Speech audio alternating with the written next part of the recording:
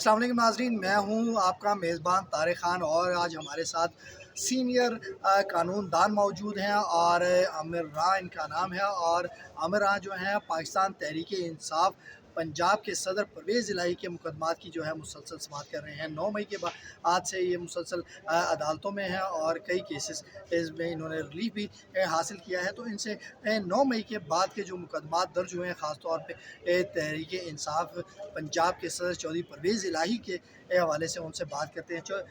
आमिर साहब, एक तो बताइए कि चौधरी परवेज़ इलाही साहब के खिलाफ जो मुकदमात 9 मई के बाद, उसको आप किस तरह देखते हैं?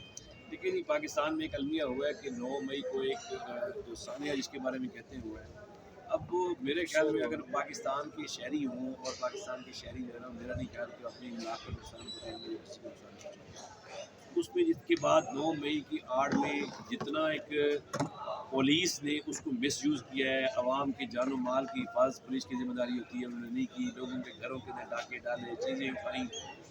क्या 9 मई में जितना एक वकूआ हुआ था उसके बाद से जो लोग सफ़र कर रहे हैं उसमें जितनी कि FIR लोगों के ऊपर हो चुकी हैं, मेरे ख्याल में सिटीजन ऑफ पाकिस्तान, हम ये कह रहे थे कि उस वक्त इंटरम सेटअप था, लेकिन अब एक गवर्नमेंट आ चुकी है जो कि नाम नहाद लोग कहते हैं कि लोगों को वोट चाहिए, लेकिन जमहूरी हुकूमत का नाम लेते हैं। अगर हम इनको जमहूरी हुकूमत का नाम लिखें, मेरे ख्याल में हमेशा अफवाम व तफहीम से मामला को शुरू करना होता है और मुल्क के अंदर अगर कोई चीज़ गलत हुई हो तो उसको ठीक करने की कोशिश की जाती है, ना कि उसको मज़ीद बिगाड़ भी करते हैं। अच्छा आमिर साहब, ये बताइए कि खासतौर चौधरी परवेज़ इलाही साहब जो तहरीक इंसाफ सदर पंजाब हैं, उनके खिलाफ जो है कुल कितने मुकदमात दर्ज हुए और किस अंदाज में दर्ज हुए और इस वक्त उनका स्टेटस क्या है? देखिए जी, 1 जून 2023 को उनके घर से बाहर से उनको अरेस्ट किया गया था और तब से लेकर आज तक उनके खिलाफ 17 ऑलमोस्ट FIR हो चुकी हैं, डिटेंशन ऑर्डर 2 हो चुके हुए हैं और सब के अंदर उनकी बेल हो गई। और बेल होने के बाद हमने हाई कोर्ट के अंदर एक पिटीशन फाइल की जिसमें उन्होंने कहा कि इनको रिलीज़ कर दिया जाए और इनको अरेस्ट ना किया जाए।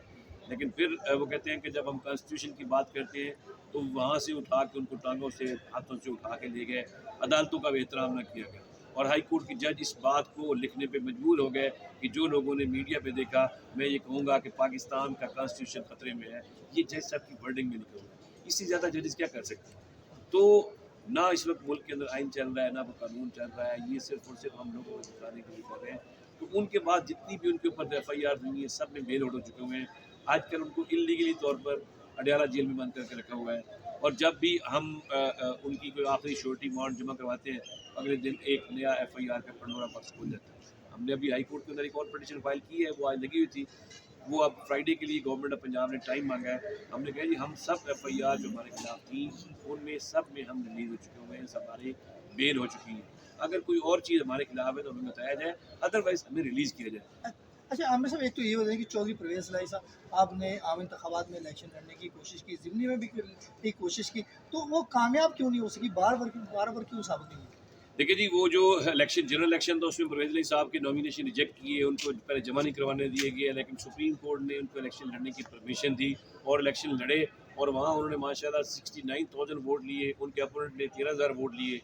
लेकिन फॉर्म 45 से जब 47 कन्वर्ट हुआ उसके अंदर उन्होंने चेंज करके उनको 42,000 दे दिया और 53,000 दे के जिता दिया। सेम उनकी जो मिसेज थी उन्होंने 1,70,000 वोट लिए, उसकी मदे मुकाबले 32,000 वोट लिए, लेकिन फॉर्म 45 से 47 जब किया तो लाख वोट उसको दे दिए। तो वो एक सिस्टम है जिसके ऊपर अब सारी दुनिया देख चुकी है, जितने नंगे कर चुके हुए हैं। अब हमें मजीद उसके ऊपर बात करने की ज़रूरत नहीं है, अब तो शर्म आती है, हमें शर्म आती है बात करते हुए, जिन्होंने किया है उनको नहीं है।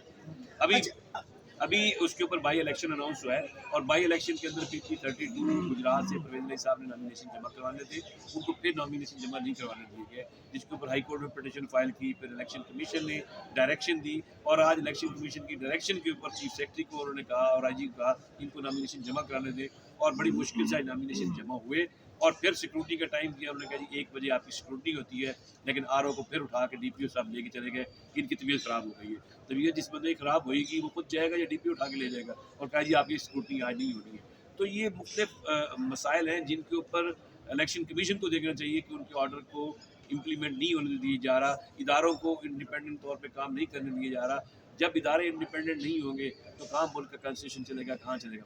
अच्छा आमिर साहब, एक ये बताइए, क्योंकि आप मुसलसल चौधरी परवेज़ इलाही साहब के केसेस को देख रहे हैं, मोनस इलाही के केसेस को भी देख रहे हैं, तो आपको खुद कितनी परेशानी का सामना करना पड़ा इन केसेस के हवाले से? देखिए, इस वक्त इन हालात के अंदर मैं कहता हूँ PTI के जो लॉयर्स हैं वो तो मेरे ख्याल में एक मुल्क के अंदर देखें एक जिहाद कर रहे हैं। کہ ہر بندہ ایک ادھر سے کیس مطلب ہمارے اس کیس کے اندر سے نامینیشن پیپر جمع کراتے ہوئے ہمارے ملک کے نام نہاد لائرز تھے جن کو اٹھا لیا گیا، جس طرح امجد پرویز صاحب تھے، سردار رازق صاحب تھے پنڈی بار کے صدر کے، ان کو اٹھا کے لے کے گئے، پتہ نہیں چلنے دیا۔ اس کے بعد رانجھا کئی وکلا ہیں جن کو اٹھا کے لے گئے جو نامینیشن پیپر صرف جمع کروانے گئے تھے، ان کے اتنا قصور ہے۔ وکیل کا کام ہوتا ہے اس کے بعد جو بھی کیس ہے اس نے اپنی کلائنٹ کے لیے کام کرنا ہے، کورٹس میں پیش ہونا ہے، ہر جگہ پیش ہونا ہے، لیکن ان کو بھی پریشرائز کیا جا رہا ہے کہ آپ ان کیسز میں پیش نہ ہو، ان کیسز میں نہ پیش ہو۔ مطلب آپ کسی بندے کو ان کا ذاتی جو کام کرنا ہے ان سے بھی روکا جا رہا ہے۔ تو اسٹیٹ آف پاکستان تو یہ کہتی ہے کہ ہر بندے کو یہاں اپنی مذہبی آزادی ہے، اپنے کام کی آزادی ہے، تعلیم کی جاتی ہے۔ آرٹیکل 25 کہتے ہیں، 24 کہتے ہیں، 23 سارے آرٹیکل پڑھ لیں، ان کے اندر لکھا ہوا ہے کہ آپ کو ہر کام کرنے کی آزادی ہے، ٹریڈ کی آزادی ہے۔ ہمیں ہمارا کام کرنے کی آزادی نہیں ہے۔ ہم اگر کسی کورٹ میں پیش ہوتے ہیں تو پیچھے سے جناب پیش ہو کے ان کے بندے اٹھا لیے جاتے ہیں، جو سیکورٹی کے لیے جاتے ہیں ساتھ ان کے ڈاکومنٹس دیکھنے ہیں، وہ ایک وکیل ہی دیکھ سکتا ہے، ان کو اٹھا کے لے کے جاتے ہیں۔ تو کون سا کانسٹیٹیوشن چل رہا ہے؟ آپ کو کتنی دفعہ اٹھایا گیا؟ ہم تو ہر روز اٹھائے جاتے ہیں، یہ کون سی بات ہے؟ اور ہم پھر اسٹینڈ کر کے کھڑے ہوئے ہیں۔ ساتھی سی بات ہے، جو آپ کا ایز اے مسلمان ایک کامل ایمان ہونا چاہیے۔ جو رات آپ کی قبر میں ہے نا وہ باہر نہیں ہو سکتی۔ جس دن یہ چیز آ گئی نا ان لوگوں کے دماغ میں بھی، اس دن میرے خیال میں کیا کر سکتے ہیں میکسیمم آپ لے کے جائیں گے، جانے کے بعد آپ کیا تشدد کرتے ہیں، تشدد کرنے کے بعد آپ ان کو دھمکاتے ہیں، سب کچھ کرتے ہیں۔ جب مرنا ہے نا، مرنے کے بعد قبر میں بڑے چھتر پڑنے ہیں، وہاں میں نے ہونا ہے، اپنے جواب کا اعمال ہونا ہے، اور جو آپ ہوں گے آپ نے اپنے اعمال کا جواب دینا ہے۔ یہ گورنمنٹ جو ہے نا یا یہ پاور یہ بڑی چھوٹی سی ہوتی ہے۔ یہاں ہمارے دور کے اندر لوگ ہوتے تھے یہ کہتے تھے یہ میری کھال ہے کہ اتار نہیں سکتا، آج اس کا کوئی پوچھنے والا نہیں ہے۔ بڑے بڑے لوگ ہیں اور وقت کے ساتھ چلے گئے، یاد نہیں رہتی، یاد سے وہی رہتے ہیں جو لوگ کسی انڈیپینڈنس کے لیے، کسی اداروں کے لیے، اپنی عوام کے لیے کھڑے ہوتے ہیں۔ اور میرے خیال میں اس وقت جو حالات ہیں میڈیا کے لوگ کھڑے ہیں، وہ ان کو ہم سلام پیش کرتے ہیں۔ جو وکلا اس کے اندر جیلوں میں ہیں ان کو ہم سلام پیش کرتے ہیں۔ اچھا عامر صاحب، ایک چیز اور ہوئی کہ 9 مئی کے واقعات کے بعد جس طرح گرفتاریاں ہوئی ہیں اور اب کیونکہ حکومت بن گئی ہے اور جمہوری حکومت اسے کہا جا رہا ہے کیونکہ الیکشن کمیشن نے اناؤنس کیا، تو آپ کیا سمجھتے ہیں کہ اب کچھ ان مقدمات میں جو سمجھے جا رہے تھے کہ بار بار ہو رہے ہیں اس میں کوئی ریلیف ہو سکتا ہے؟ میرا نہیں خیال کہ ابھی ریلیف ہوگا۔ سیدھی سی بات ہے، جب آپ الیکشن سے پہلے بیسک مقصد یہ تھا کہ ہم نے عمران خان کی گورنمنٹ نہیں بننے دینی، اور عوام نے میرے خیال میں پاکستان کے عوام نے ووٹ جس طرح دیا 90% عوام نے بھرپور ووٹ دیا، اور عوام کا جو مینڈیٹ ہے وہ تباہ کر کے آپ ایک گورنمنٹ لے کے آئے ہیں، اور جو گورنمنٹ لے کے آئے ہیں انہیں پتہ ہے کہ ہم نے گورنمنٹ چلانی ہے، تو یہ تو پپٹ سے بیٹھے ہوئے ہیں۔ تو یہ اچھا ایک چیز بتائیں، کیا آپ سمجھتے ہیں کہ چودھری پرویز رائی اور عمران خان آنے والے کچھ وقت میں جو ہے وہ ریلیز ہو جائیں گے؟ کچھ آپ آئیڈیا لگا سکتے ہیں؟ دیکھیں جی، عمران خان صاحب کے کیسز میں نے جو اب تک کیسز دیکھے ہیں ان میں جن میں سزا ہوئی ہے وہ کوئی ایسا کیس نہیں جس میں سزا ہو۔ عدت کا کیس ہو جائے، سائفر کا کیس ہو ہے، بغیر ایویڈنسی کیس اس کے خلاف پیچھے کوئی چیز بھی نہیں ہے۔ سپریم کورٹ کے بڑے ویو آ چکے ہوئے ہیں اس کے اوپر کہ جس ایویڈنس اس کے خلاف نہیں ہے وہ بریت والے کیس ہے۔